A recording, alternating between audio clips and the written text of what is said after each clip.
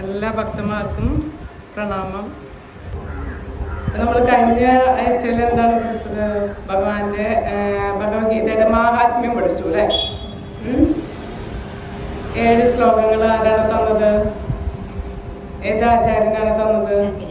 ശങ്കരാചാര്യരാണ് നമുക്ക് ഭഗവത്ഗീതയ്ക്ക് മാഹാത്മ്യം തന്നത്. ഇനി ഭഗവത്ഗീതയിൽ എത്ര ശ്ലോകങ്ങളുണ്ട് അറിയോ? 700 ശ്ലോകങ്ങളുണ്ട്, 18 അധ്യായങ്ങളുണ്ട്. ഇതൊക്കെ എല്ലാവർക്കും അറിയുന്നതാണ് അല്ലേ? 18 അധ്യായങ്ങൾ, 700 ശ്ലോകങ്ങൾ. ശ്രീകൃഷ്ണ ഭഗവാൻ എത്ര ശ്ലോകങ്ങളാണ് പറഞ്ഞിട്ടുള്ളത്? 574. അർജുനൻ 84, സഞ്ജയൻ 41, ധൃതരാഷ്ട്രർ 1. ഒക്കെ പോയിന്റ് ചെയ്ത് വെക്കണം. അങ്ങനെയുള്ള ഭഗവത്ഗീതയിലെ നമുക്ക് അടിസ്ഥാനപരമായിട്ട് 5 തത്വങ്ങളാണ് ഉൾക്കൊണ്ടിട്ടുള്ളത്. ഈ പ്രപഞ്ചത്തിലെ 5 അടിസ്ഥാന തത്വങ്ങളാണുള്ളത്. അത് മുഴുവൻ ഭഗവാൻ ഭഗവത്ഗീതയിൽ ഉൾപ്പെടുത്തിയിട്ടുണ്ട്. ഏതാണ് 5 തത്വങ്ങള്? ഈ പ്രപഞ്ചത്തിൽ എന്തൊക്കെയാണുള്ളത്? ജീവൻ, ജീവാത്മാക്കള്, നമ്മൾ ജീവാത്മാക്കളാണ്. ജീവാത്മാക്കള്, ഈശ്വരൻ, പ്രകൃതി, കർമ്മം, കാലം. ഈ 5 വിഷയങ്ങള് ഭഗവത്ഗീതയിലുണ്ട്. അപ്പൊ അതിനും നമുക്ക് ധ്യാനയോഗം, ജ്ഞാനയോഗം, കർമ്മയോഗം, ഭക്തിയോഗം എന്നൊക്കെ പറഞ്ഞിട്ട് കാണാം. അപ്പൊ എല്ലാതും യോഗം വെച്ചിട്ടാണ് വെക്കുന്നത് അല്ലെ? ഭഗവാനുമായി ബന്ധപ്പെടുത്തുമ്പോഴാണ് അതിനെയാണ് യോഗം എന്ന് പറയുന്നത്. നമ്മളും ശാശ്വതരാണ്, ഭഗവാനും ശാശ്വതരാണ്. എങ്ങനെയാണ് അത് ഉദാഹരണം? ഒരു അച്ഛനും മകനും എങ്ങനെയാണോ ബന്ധം, അത് ശാശ്വതമല്ലേ? അച്ഛനും അച്ഛനും മക്കളും ശാശ്വതരാണ് അല്ലെ? അതേപോലെ തന്നെ ഭഗവാനും നമ്മളും ശാശ്വതരാണ്. പക്ഷെ നമ്മൾ മറന്നു. നമ്മൾ ആ ഭഗവാനുമായിട്ടുള്ള ബന്ധം മറന്ന് ഇരിക്കണം ഇപ്പോ. അപ്പൊ എന്ത് വേണം? ആ ബന്ധം പുനഃസ്ഥാപിക്കണം. ആ ബന്ധം മറന്നു പോകുമ്പോ നമ്മളിൽ എന്താണ് ഉണ്ടായത്? ഇപ്പൊ അഹം, ഞാൻ എന്ന ഭാവം വന്നു. മനസ്സിലായ?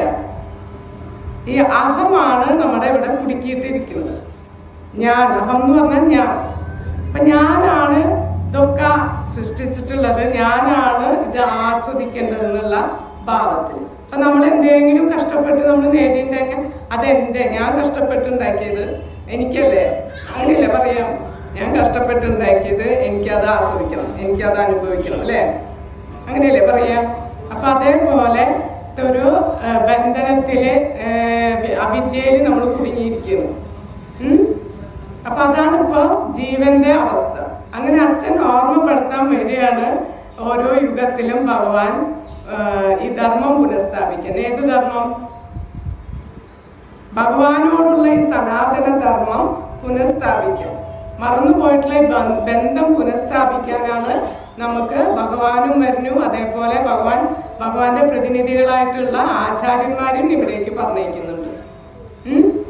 നമുക്ക് എപ്പോഴാണ് ഭഗവത്ഗീത കിട്ടിയത്? ഭഗവത്ഗീത എപ്പോഴാണ് കിട്ടിയത്?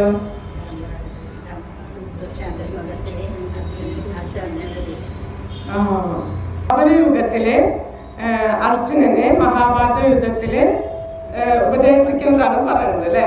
പക്ഷെ ഭഗവാൻ പറയുന്നു, ഇത് അതിനേക്കാളും മുന്നേ തന്നെ ഞാൻ പറഞ്ഞിട്ട് കഴിഞ്ഞിട്ടുണ്ട്. ആർക്കാണ്? ആദ്യം ഞാൻ സൂര്യദേവന്, വിവസാനായിരുന്ന സൂര്യദേവനെ ഞാൻ ഉപദേശിക്കപ്പെട്ടിട്ടുണ്ടായിരുന്നു. പിന്നെ സൂര്യദേവൻ മനുവിനും മനു ഇഷ്രാകുവിനും ഇത് ഉപദേശിച്ചിട്ടുണ്ടായിരുന്നു എന്നാണ് പറയുന്നത്. നാശമില്ലാത്ത ഈ ജ്ഞാനം, ഈ രഹസ്യമായിട്ടുള്ള ഈ ഗീതോപദേശം എന്ത് സംഭവിച്ചു? ഏവം പരമ്പരാപ്രാപ്തം, ഗുരു ശിഷ്യ പരമ്പരയിലൂടെ. ഇതേപോലെയാണ് പരമ്പര വഴി രാജർഷികൾക്കൊക്കെയാണ് ഇത് ഉപദേശിച്ചിട്ടുള്ളത്. സൂര്യദേവൻ എന്ന് പറഞ്ഞാൽ ഈ ഗ്രഹങ്ങളുടെ ഒക്കെ ഉടമയായിരുന്നു അല്ലെ? അങ്ങനെയുള്ള ഏറ്റവും പ്രഗത്ഭരായിട്ടുള്ള ആൾക്കാർക്കാണ് ഭഗവാൻ ഉപദേശിച്ചിട്ടുണ്ടായിരുന്നത്. പിന്നെ ഏവം പരമ്പരാപ്രാപ്തം, ഇത് പരമ്പര വഴി വേണം നമ്മൾ ഗ്രഹിക്കാമെന്നാണ് ഭഗവാൻ പറയുന്നത്. ഗുരു ശിഷ്യ പരമ്പരയിലൂടെ വേണം ഇത് നമ്മൾ ഗ്രഹിക്കാൻ. അങ്ങനെ പോയിക്കൊണ്ടിരിക്കുമ്പോൾ ഇത് നഷ്ടപ്രായമായി. ഇടയിൽ വെച്ച് നഷ്ടപ്പെട്ടപ്പോഴാണ് വീണ്ടും നമ്മുടെ അർജുനൻ വഴി നമുക്ക് ദ്വാപരയുഗത്തിലെ കുരുക്ഷേത്രത്തിൽ വെച്ചിട്ട് വീണ്ടും പറഞ്ഞു തരുന്നത്. ഇനി ഈശ്വരൻ എന്നുള്ളത് നമുക്കറിയാം. ആരാണെന്നുള്ളത് കഴിഞ്ഞ ക്ലാസ്സിലൊക്കെ പഠിച്ചു അല്ലേ? ആരാണ് ഈശ്വരൻ? നമുക്ക് ശങ്കരാചാര്യ പറയുന്നു ആരാണ് ഈശ്വരൻ എന്നുള്ളത് അല്ലേ?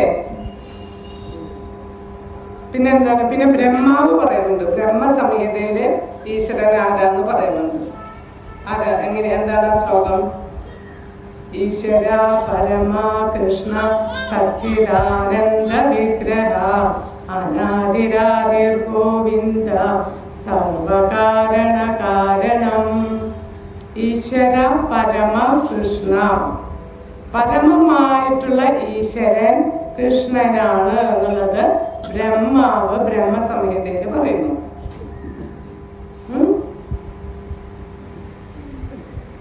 പിന്നെന്താണ്?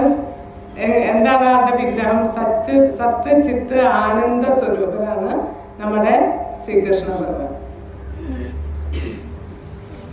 വേണും കൊണന്ത അരവിന്ദ ദളായ ദാശം ബർഹാവതാം സാമസിതാംബുദ സുന്ദരാംഗം കന്ദർപ്പകോടി കമനീയ വിശേഷ ശോഭം ഗോവിന്ദമാദി പുരുഷം തമഹം ഭജാമി.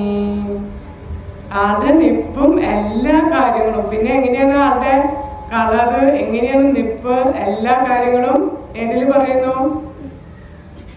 ബ്രഹ്മസംഹിതയിൽ നമുക്ക് കിട്ടുന്നു. ശ്യാമം ത്രിഭംഗ ലളിതം നിയത പ്രകാശം. എങ്ങനെയാണ്? ശ്യാമസുന്ദരനായിട്ടാണ് നിൽക്കുന്നത്. ത്രിഭംഗ ലളിതം, ഒരു 3 വളവോട് കൂടിയിട്ടാണ് ആളുടെ നിപ്പ്.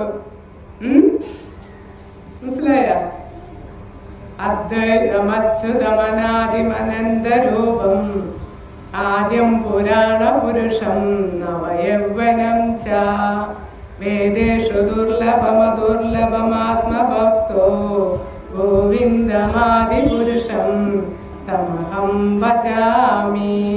എന്താണ് പറയുന്നത്? അദ്വൈതം, അച്യുതം, അനാദി, അനന്തരൂപം അല്ലേ? വേദേഷു ദുർലഭം. വേദങ്ങളൊക്കെ പഠിച്ചാലും ഇയാളെ വേദങ്ങൾ മുഴുവൻ പഠിക്കാനിരിക്കുന്ന ആൾക്കാർക്കൊന്നും മനസ്സിലാവില്ല. അവർക്കൊക്കെ പെട്ടെന്നൊന്നും മനസ്സിലാവില്ല. എന്താണ്? ആത്മഭക്തവും നല്ല ഭക്തന്മാർക്ക് മാത്രമാണ് ഭഗവാനെ മനസ്സിലാവുള്ളൂ. മനസ്സിലായോ? വേദങ്ങളൊക്കെ എല്ലാ വേദങ്ങളും പഠിച്ച് ജ്ഞാനിയായതുകൊണ്ട് ഭഗവാന്റെ ഭക്തനാവണമെന്നില്ല, ഭഗവാനെ അറിയണമെന്നില്ല എന്നാണ് പറയുന്നത്. ആത്മഭക്തവും ഇത് ആർക്കാണ് മനസ്സിലാവുക? ശ്രീകൃഷ്ണനെ ഭക്തനാണ്. അതിനാണ് ഭക്തനാണ് നമുക്ക് എന്ത് പറഞ്ഞു കൊടുക്കുന്നത്? അർജുനൻ ഭഗവാന്റെ ഭക്തനാണ്. അപ്പൊ ഭഗവത്ഗീത കേൾക്കാൻ അത്യാവശ്യം ചെറിയൊരു യോഗ്യത എന്താണ് വേണ്ടത്? ഭക്തനാവണം. അപ്പൊ ദേവന്മാർക്ക് ആർക്കും സംശയമില്ല ആരാണ് ഈശ്വരൻ എന്നുള്ളത് അല്ലെ? ആചാര്യന്മാർക്ക് സംശയമല്ല. എത്രയോ ആചാര്യന്മാര്, ശങ്കരാചാര്യ, മധ്വാചാര്യ, രാമാനുജാചാര്യ, വ്യാസമഹർഷി, ഇവർക്കൊന്നും സംശയമില്ല. ഭാഗവതത്തിലെ ഏതേ ചാംസകല പുംസ കൃഷ്ണസ്തു ഭഗവാൻ സ്വയം. ഭഗവാൻ എന്ന് പറയുന്നതാണ് കൃഷ്ണനാണ് ഭഗവാൻ ഏതില് പറയണു? ഭാഗവതത്തിൽ. അപ്പൊ അതൊക്കെ അതിൽ നിന്ന് എടുത്ത് നമുക്ക് പറഞ്ഞതൊക്കെ ഇതേപോലെ വലിയ വലിയ മഹാത്മാക്കളായിട്ടുള്ള ആചാര്യന്മാരാണ്. കൃഷ്ണസ്തു സ്വയം ഭഗവാൻ എന്നുള്ളത് വ്യാസമഹർഷി ഒരുപാട് ഭഗവാന്റെ അവതാരങ്ങളൊക്കെ കുറിച്ച് പറഞ്ഞിട്ട് കൃഷ്ണനാണ് സ്വയം ഭഗവാൻ എന്ന് ഭാഗവതത്തിൽ പറയുന്നു. ബ്രഹ്മാവ് ഇപ്പൊ പറഞ്ഞത് മനസ്സിലായി. ഞാനാണ് അടുത്തത് മഹാദേവൻ അല്ലെ? മഹാദേവൻ എന്താണ് പറയുന്നത്? ആരാധന സർവേഷാം വിഷ്ണു ആരാധനാ പരം എന്നാണ് പറയുന്നത്. ഏറ്റവും ആരാധനകളില് വിഷ്ണു ആരാധനയാണ് ഏറ്റവും വലുത്. ആരോടാണ് പറയുന്നത്? പാർവതി ദേവിയോട്. അപ്പൊ അങ്ങനെ അവർക്ക് ആർക്കും സംശയമില്ല. അപ്പൊ നമ്മള് ഈ പ്രകൃതിയിലത്തെ ഈ ജീവാത്മാവ് നമ്മളെ കുറിച്ച് പഠിച്ചു. നമ്മളെന്താണ്? ഭഗവാന്റെ സേവകരാണ്.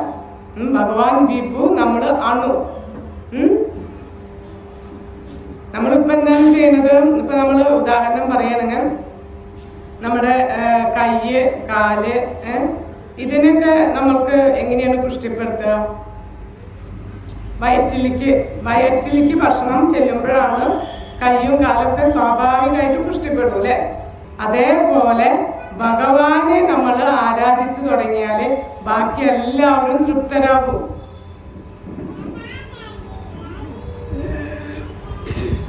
അപ്പോ ആ വേരുമിക്ക് വെള്ളം ഒഴിച്ചാല് പിന്നെ കൊമ്പ് ജില്ലകൾക്കൊന്നും നനയ്ക്കേണ്ട ആവശ്യമില്ല. മനസ്സിലാവുന്നുണ്ടോ?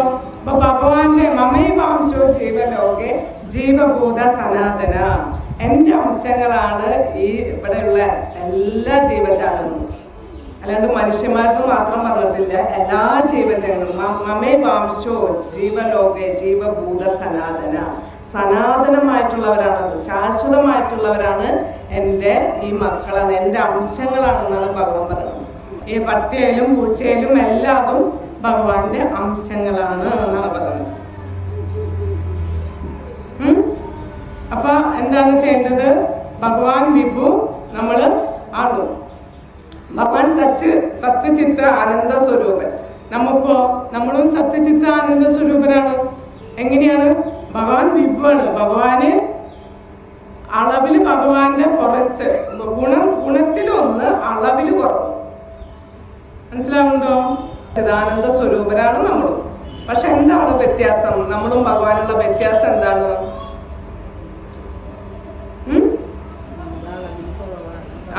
നമ്മള് അളവില് കുറവാണ് എന്ന് മാത്രം, ഗുണത്തില് ഒന്ന്. അതിന് വേറൊരു ഉദാഹരണം കൂടിയും പറയും ആചാര്യന്മാര്. എന്താണ്? നമ്മളൊരു കടലാവുമ്പോ ആ കടലിൽ നിന്ന് വെള്ളം എടുത്താൽ എങ്ങനെയുണ്ട്? കടലിലത്തെ വെള്ളം ഉപ്പ് രസം അല്ലേ? നമ്മുടെ കയ്യിൽ കുറച്ച് വെള്ളം എടുത്താൽ അതും ഉപ്പ് രസം. അപ്പൊ ഗുണം ഒന്നല്ലേ?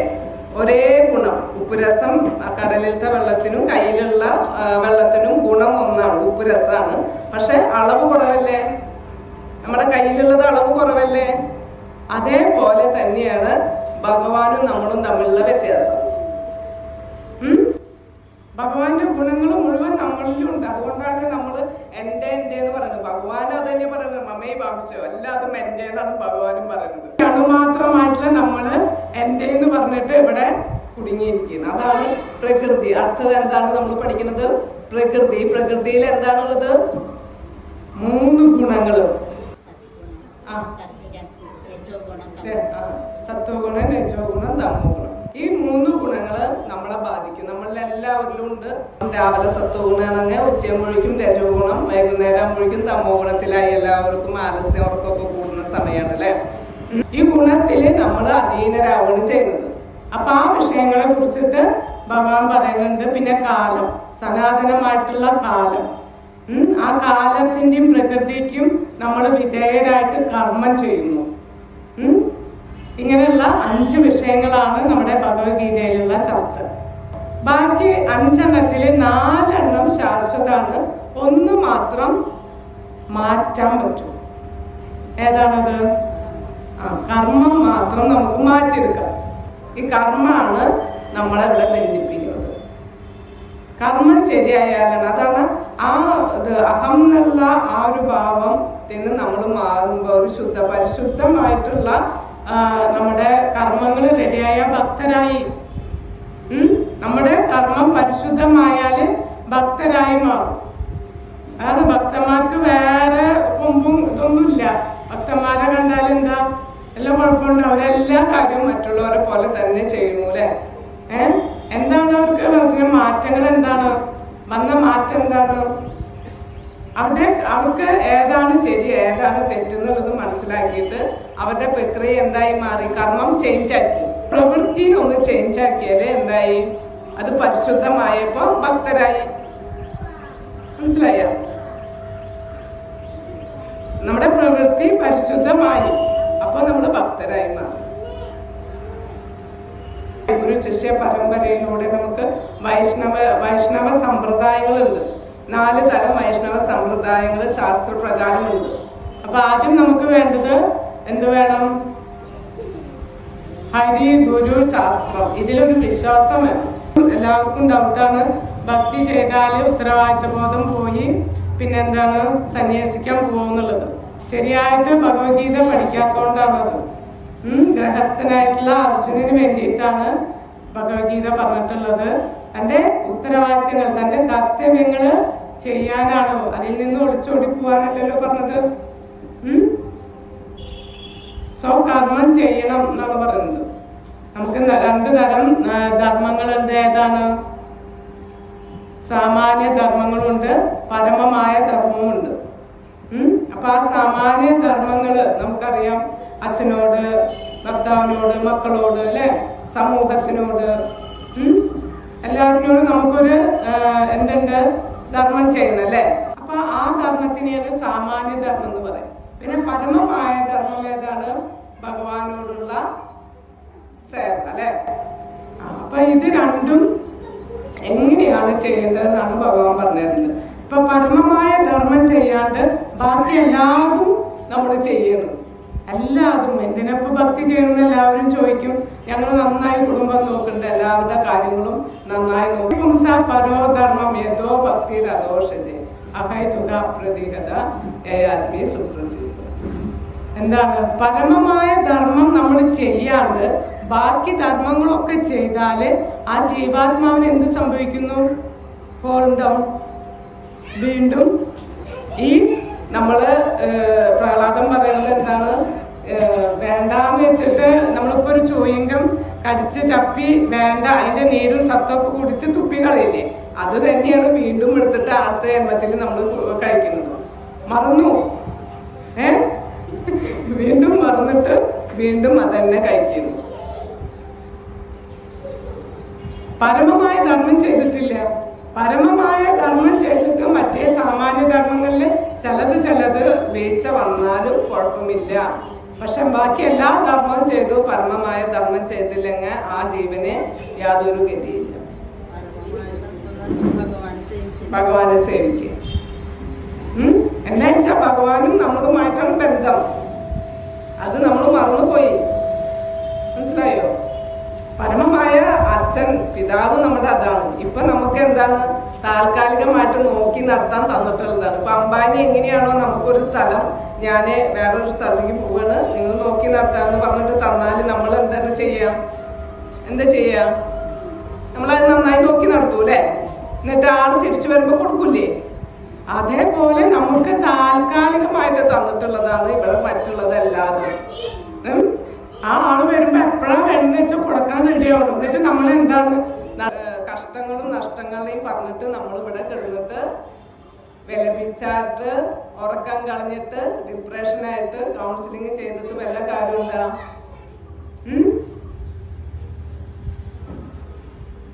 വല്ല കാര്യമുണ്ടോ? നമ്മുടേതാണോ? ഒരു ട്രെയിൻ യാത്രയിൽ പോകുമ്പോ ഇടയിൽ കയറി വന്ന് അവരുടെ സമയമാകുമ്പോ ഇറങ്ങി പോണു, അല്ലെ? അപ്പൊ ജീവിതത്തിൽ പല കഷ്ടങ്ങൾ വരുമ്പോ ആർക്ക് കൊടുക്കണം? അതൊക്കെ അത് ആരുടെയാണ്? എല്ലാതും ഭഗവാന്റെയാണ്. അറിയാം ഭഗവാന്റെ ഓരോ മക്കൾക്കും എന്ത് കൊടുക്കണം എന്നുള്ളത്. ഓരോരുത്തരുടെ കർമ്മങ്ങളും അതെങ്ങനെയാണ്? കൃഷ്ണായ വാസുദേവായ ഹരേ പരമാത്മനെ പ്രണതക്ലേശനാശായ ഗോവിന്ദായ നമോ നമഃ. അവിടെ ആരാണ്? കൃഷ്ണായ വാസുദേവായ ഹരേ പരമാത്മനെ. പരമാത്മ രൂപത്തില് വേറെ ഒരു ദേവന്റെ പേരല്ല അവിടെ വെച്ചത്, അല്ലെ? കൃഷ്ണായ വാസുദേവായ ഹരേ പരമാത്മനെ. പരമാത്മ രൂപത്തിലെ എല്ലാവരുടെയും ഹൃദയത്തിൽ ആരാണ് ഇരിക്കുന്നത്? ഭഗവാൻ. ഭഗവാൻ അറിയാം ഓരോ ജീവാത്മാവ് എന്തൊക്കെ ചെയ്തിട്ടുണ്ട്, എന്തൊക്കെ അവർക്ക് അനുഭവിക്കാനുണ്ട്, എത്ര ആയുസ്സുണ്ട്, എല്ലാം. നമ്മൾ എന്താണ് ചെയ്യുന്നത്? നമുക്ക് എന്താണുള്ളത്? അപ്പൊ നമ്മൾ എന്താണ് വിചാരിക്കുന്നത്? ഇതാണ് എന്റെ പരമമായ ധർമ്മം എന്ന് വിചാരിക്കാണ്, അല്ലേ? നമുക്ക് കിട്ടിയിട്ടുള്ളത് പരമമായിട്ടുള്ളതാണെന്ന് പറഞ്ഞു വെച്ചത് നമുക്ക് തൽക്കാലത്തേക്ക് നോക്കി നടത്താനുള്ളതാണ്. നമ്മൾ എന്നിട്ട് അതില് അഹം, എന്റെ എന്ന് പറഞ്ഞിട്ട് നമ്മള് മുറുകെ പിടിച്ച് ഇവിടെ തന്നെ കുടുങ്ങാണ് ചെയ്യുന്നത്. ആർക്കാണ് ശരിക്കും ശാന്തി കിട്ടുക? ശാന്തി മന്ത്രമാണ് ഭഗവത്ഗീതയിലെ ഇത് 5-ാമത്തെ അധ്യായത്തിലെ അവസാനത്തെ ശ്ലോകം. ഭോക്താരം യജ്ഞതപസാം സർവലോക മഹേശ്വരം സുഹൃതം സർവഭൂതാന ജ്ഞാത്വമാ ശാന്തി മുച്ചതി. ഭോക്താരം എല്ലാറ്റിന്റെയും ആസ്വാദകൻ, സർവലോക എല്ലാ യജ്ഞ തപസ്സുകളുടെയും എല്ലാറ്റിന്റെയും ഉടമയും ആസ്വാദകനും, സർവലോകങ്ങളുടെയും മഹേശ്വരൻ. എത്ര ലോകങ്ങളുണ്ട്? ഭൗതിക ലോകം എത്രയെന്ന് പറയാം? അഖില കോടി ബ്രഹ്മാണ്ടങ്ങളാണ്, കോടിക്കണക്കിന് ബ്രഹ്മാണ്ടങ്ങൾ അല്ലെ. ആത്മീയ ലോകത്തിന്റെ 1/4 അംശം മാത്രമാണ് ഭൗതിക ലോകം എന്ന് പറയുന്നത്. സർവലോക മഹേശ്വരൻ ഞാനാണ്. ഭോക്താരം യജ്ഞ തപസ് എല്ലാത്തിനും, യജ്ഞങ്ങളുടെയും തപസ്സുകളും എല്ലാം ആസ്വാദകനും എല്ലാറ്റിന്റെ ഉടമി ഞാനാണ്. അപ്പൊ നമ്മൾ എന്താണ് ചെയ്യുന്നത്? നമ്മൾ ആസ്വദിക്കാൻ ശ്രമിക്കുക അല്ലെ. ഇവിടെ എന്റെ ഞാനെന്ന് പറഞ്ഞിട്ട് വിട്ടുകൊടുക്കില്ല അല്ലെ, ഒന്നും വിട്ടുകൊടുക്കില്ല. അപ്പൊ അങ്ങനെ ഭഗവാൻ ശരി നിങ്ങൾ ആസ്വദിച്ചോളൂ. നമുക്ക് ആകെ കുറച്ച് ഫ്രീ വില്ല് തന്നിട്ടുണ്ട്, കുറച്ച് സ്വാതന്ത്ര്യം ഭഗവാൻ തന്നിട്ടുണ്ട്. അത് നമ്മൾ മിസ്യൂസ് ചെയ്ത് ഇവിടെ തന്നെ കിടക്കുകയാണ് ഞാൻ എന്റേന്ന് പറഞ്ഞിട്ട്. അതാണ് ജീവാത്മാവിന്റെ ഇപ്പോഴത്തെ അവസ്ഥ. അത് ഭൗതികതയിലത്തെ എല്ലാ മാലിന്യങ്ങളും മാറിയാലാണ് ഇവിടെ തന്നെ കിട്ടണ ഒന്നാണ് മുക്തി. ഭൗതികമായിട്ടുള്ള എല്ലാ കൽമഷങ്ങളും മാറിയാൽ കിട്ടുന്നതാണ് മുക്തി. മനസ്സിലാവുണ്ടോ? മരണശേഷം മുക്തി കിട്ടാവുന്നതല്ല, ഇവിടെ നിന്നിട്ട് വേണം നമ്മൾ പരിശുദ്ധമായിട്ടുള്ള പ്രക്രിയയിൽ ഏർപ്പെടാൻ. എന്നാലാണ് മുക്തി കിട്ടുക. ഭൗതികമായിട്ടുള്ള ഈ ശാരീരിക ബോധത്തിൽ നിന്ന് മുക്തി നേടിയാൽ മാത്രമാണ് യാത്ര പിന്നെ എങ്ങോട്ട് പോകാൻ പറ്റുള്ളൂ? ലക്ഷ്യസ്ഥാനത്തേക്ക് പോകാൻ പറ്റുള്ളൂ. പാദങ്ങളിൽ നിന്നാണ് ഗംഗാജലം വരുന്നത്. അപ്പൊ ഇത് എവിടുന്നാണ് വരുന്നത്? ഭഗവാന്റെ മുഖാരവിന്ദങ്ങളിൽ. അപ്പൊ അതെന്താണ്? അതിൽ കൂടെ നമ്മൾ യാത്ര ചെയ്താൽ എന്താ സംഭവിക്കുക? വിഷ്ണു പദം. ഒരുപാട് ഭയങ്ങളുണ്ട്. അതിൽ ഏറ്റവും വലിയ ഭയമാണ് മരണഭയം. ആ മരണഭയത്തിൽ നിന്ന് തന്നെയാണ് എല്ലാ ഇതിഹാസങ്ങളും വന്നിട്ടുള്ളത്. രാമായണം നോക്കിയാൽ അറിയാലേ. നമുക്ക് ഏറ്റവും കൂടുതൽ ഭയം എന്താണ്? ജീവിച്ചിരിക്കുന്നവരെ കുറിച്ച്, മരിച്ചു പോയവരെ കുറിച്ചിട്ടുള്ള ഭയങ്ങളും ആകുലതകളും ചിന്തകളാണ് നമുക്കൊക്കെ അല്ലെ. ജീവിച്ചിരിക്കുന്നവരെ കുറിച്ചിട്ട് നമുക്ക് ഒരുപാട് ആകുലതകളുണ്ട്. അപ്പൊ അതെങ്ങനെയാണ് മാറുക എന്നുള്ളത് ഭഗവത്ഗീത പഠിച്ച് മുന്നോട്ട് പോകുമ്പോൾ നമുക്ക് മനസ്സിലാവും. നമ്മളെ ബാധിക്കാണ്ട് നമുക്ക് എങ്ങനെയാണ് ജീവിതം നല്ല ഭംഗിയാക്കിയിട്ട് കൊണ്ടുപോകാനാണ് ഭഗവത്ഗീത. അർജുനന് മനസ്സിലായി ഈ പറയുന്ന ആളാരാണ്? ബ്രഹ്മം പരന്താമം പവിത്രം പരമം ഭവാൻ പുരുഷം ശാശ്വതം ദിവ്യം ആദിദേവം അചംവിപു. അർജുനൻ സ്തുതിക്കുന്നതാണ്, ഭഗവാനെ കുറിച്ചിട്ട് സ്തുതിക്കുന്നതാണ്. അപ്പൊ അർജുനന് മനസ്സിലായി ഈ പറയുന്ന ആള് ഭഗവാനാണെന്നുള്ളത്. അപ്പൊ എങ്ങനെയുണ്ട്? പഠിക്കണ്ടേ നമുക്ക്? അപ്പൊ അതോടുകൂടി അർജുനൻ എങ്ങനെയാണ് യുദ്ധം ചെയ്യാൻ പറ്റിയത് അല്ലെ, ഇത് വിജയിച്ചു അല്ലെ. അപ്പൊ അവിടെ ശ്രീകൃഷ്ണന്റെ ആ അറിവ് എന്താണ് നമ്മൾ നേടേണ്ടത്, നമ്മൾ ചെയ്യേണ്ടത് എന്താന്നുള്ളത് തിരിച്ചറിവ് മനസ്സിലായി. ആ മനുസ്മര യുദ്ധിച്ച, എന്നെ അനുസ്മരിച്ചിട്ട് നീ യുദ്ധം ചെയ്യാം. അതേപോലെ നമ്മൾ എന്ത് വേണം? ഭഗവാനെ സ്മരിച്ചിട്ട് നമ്മുടെ കർമ്മങ്ങൾ ചെയ്യാം. നിർദ്ദേശങ്ങൾ തരുന്നുണ്ട്, അത് സ്വീകരിക്കാൻ റെഡിയാവും, അത്രേ വേണ്ടുള്ളൂ. ഭഗവാന്റെ ജ്ഞാനം നമ്മുടെ എല്ലാ കഴിഞ്ഞ ജന്മത്തിലത്തെയും വരാൻ പോണതും കഴിഞ്ഞതും എല്ലാം ഭഗവാന് ഓർമ്മയുണ്ട്. പക്ഷെ നമുക്ക് എത്രത്തോളം ഓർമ്മയുണ്ട്? കഴിഞ്ഞ ആഴ്ചയിൽ എന്താ സംഭവിച്ചെന്ന് പോലും നമുക്ക് ഓർമ്മയില്ല. ഇല്ല അല്ലെ. അപ്പൊ അത്രയാണ് നമ്മളും ഭഗവാനും തമ്മിലുള്ള വ്യത്യാസം. നമുക്ക് നമ്മുടെ ഈ ശരീരത്തിൽ തന്നെ ഉള്ള കാര്യങ്ങൾ ഉള്ളിൽ പ്രവർത്തിക്കുന്നത് നമുക്കറിയില്ല. എല്ലാ ടെസ്റ്റുകളും കഴിയുമ്പോഴാണ് അസുഖം തന്നെ ചിലപ്പോൾ വെളിപ്പെടുക. അപ്പൊ ഭഗവാൻ എല്ലാവരുടെയും ഹൃദയത്തിൽ ഇരിക്കുന്നുണ്ട്, പരമാത്മ രൂപത്തില്. അപ്പൊ അതുകൊണ്ട് ഭഗവാന്റെ ജ്ഞാനം എത്ര ഉണ്ട്? പൂർണ്ണമാണ് അല്ലെ. ഭഗവാനെ ഷഡ് ഐശ്വര്യമുള്ള ആളെയാണ് ഈശ്വരൻ എന്ന് വിളിക്കുക. പൂർണ്ണമായിട്ട് 6 ഐശ്വര്യങ്ങളുള്ള ആളെയാണ് ഭഗവാൻ എന്നുള്ളത്. പരാശര മുനി, വ്യാസ മഹർഷിയുടെ അച്ഛൻ. ഈശ്വരൻ എന്നുള്ളത് യോഗ്യത ആർക്കാണ്? പൂർണ്ണമായിട്ട് 6 ഐശ്വര്യങ്ങളുള്ള ആൾക്കാണ് ഭഗവാൻ. ഭഗവാൻ എന്ന് പറഞ്ഞാല് ഐശ്വര്യം. ആ ആളെയാണ് ഈശ്വരൻ എന്ന് വിളിക്കുക. അങ്ങനെ ശ്രീകൃഷ്ണ ഭഗവാന് ഈ ഷഡ് ഐശ്വര്യങ്ങളുമുണ്ട്. ഏതൊക്കെയാണ് ഐശ്വര്യങ്ങൾ? ഭഗവാന്റെ ഐശ്വര്യങ്ങൾ പറയൂ. ഭഗവാൻ പൂർണ്ണമായി കീർത്തിമാനാണ് അല്ലെ. 5000 വർഷങ്ങൾക്ക് മുന്നുള്ള ലീലകൾ ഇപ്പോഴും നമ്മൾ പറയുന്നു അല്ലേ. കീർത്തിമാനാണ്. എത്ര ലീലകൾ ഇപ്പോഴും ഗോവർദ്ധന ലീലയും ദാമോദര ലീലയൊക്കെ ഇപ്പോഴും നമുക്ക് ഓരോ സമയം വരുമ്പോൾ നമ്മൾ അത് പുതുമ ഇപ്പോഴും നവയൗവനമായിട്ടിരിക്കുന്ന പോലെ തന്നെ എല്ലാ ഭഗവാന്റെ ലീലകൾ പറയും തോറും അതിൽ നവമായിട്ടിരിക്കുന്നു. അപ്പൊ കീർത്തിമാനാണ് ഭഗവാൻ. പിന്നെ സൗന്ദര്യത്തിൽ ഭഗവാനെ വെട്ടിക്കാൻ ആരെയുണ്ട്? കന്ദർപ്പ കോടി കമനീയ വിഗ്രഹം എന്നാണ് പറയുന്നത്. കോടിക്കണക്കിന് കന്ദർപ്പന്മാര് വന്നാലേ കാമദേവന്മാര് വന്നാൽ പോലും ഭഗവാന്റെ സൗന്ദര്യത്തിന്റെ മുന്നിൽ ഒന്നുമല്ല. അത്രയ്ക്കും ആകർഷകനാണ് കൃഷ്ണ എന്ന് പറഞ്ഞ ആകർഷകനാണ് എല്ലാം കൊണ്ടും. അപ്പൊ കീർത്തിമാൻ, സൗന്ദര്യമാൻ, ജ്ഞാനവാൻ. ജ്ഞാനം എന്ന് പറഞ്ഞപ്പോ മനസ്സിലായില്ലേ? എല്ലാവരുടെ എല്ലാ ജന്മത്തിലത്തെ കാര്യങ്ങളും ഭഗവാൻ അറിയാം. അപ്പൊ പൂർണ്ണ ജ്ഞാനവാനല്ലേ ഭഗവാൻ. ശക്തി. വല്ല ആയുധം വെച്ചിട്ടാണോ പൂതനേനെയൊക്കെ കൊന്നത്? എത്ര അസുരന്മാരെ കൊന്നു. വല്ല ആയുധം വേണ്ട. ഭഗവാന്റെ ഇച്ഛ കൊണ്ട് എല്ലാം പ്രവർത്തിക്കും. ഒരു നോട്ടം കൊണ്ട്. മയ അധ്യക്ഷേന സൂയതേ സചരാചരം എന്നാണ് പറയുന്നത്. പിന്നെന്താണ്? സമ്പത്ത്. ആരാണ് നമ്മുടെ ഭഗവാന്റെ കൂടെ ഉള്ളത്? ലക്ഷ്മി അല്ലേ. സമ്പത്തിന്റെ പൂർണ്ണമായിട്ട് സമ്പത്തിന്റെ ഉടമ. പത്മനാഭസ്വാമിയുടെ അവിടെ എന്തായാലും എന്നല്ല പറയല്. അപ്പൊ പൂർണ്ണമായ സമ്പത്തിന്റെ ഉടമ ആരാണ്? ശ്രീകൃഷ്ണ ഭഗവാൻ. പക്ഷെ ഇതൊക്കെ ഉണ്ടായാലും ഭഗവാൻ എന്താണ്? വൈരാഗ്യാണ്. പൂർണ്ണ വൈരാഗ്യാണ്. ഇതിലൊന്നും ഭഗവാനെ യാതൊരു ഇതുമില്ല, അറ്റാച്ച്മെന്റും ഇല്ല.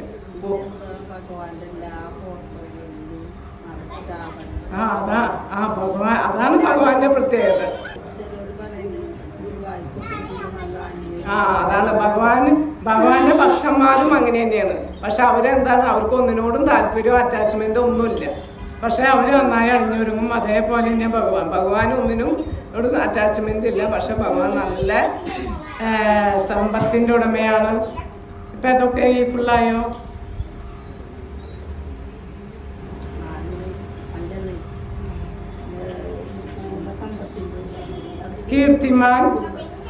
കീർത്തിമാൻ വൈരാഗ്യം. വൈരാഗ്യം കൂടി ഇരിക്കും. അപ്പൊ 6. അപ്പൊ 6 ഐശ്വര്യങ്ങൾ പൂർണ്ണമായിട്ടുള്ള ആളാണ് ശ്രീകൃഷ്ണ ഭഗവാൻ. അങ്ങനെ ഭഗ എന്ന് പറഞ്ഞാല് ഐശ്വര്യം, ഈശ്വരൻ എന്ന് പറഞ്ഞാല് നിയന്താവ്, നിയന്ത്രിക്കുന്ന ആളെയാണ് ഈശ്വരൻ. നമ്മൾ ഈശ്വരന്മാരല്ലേ?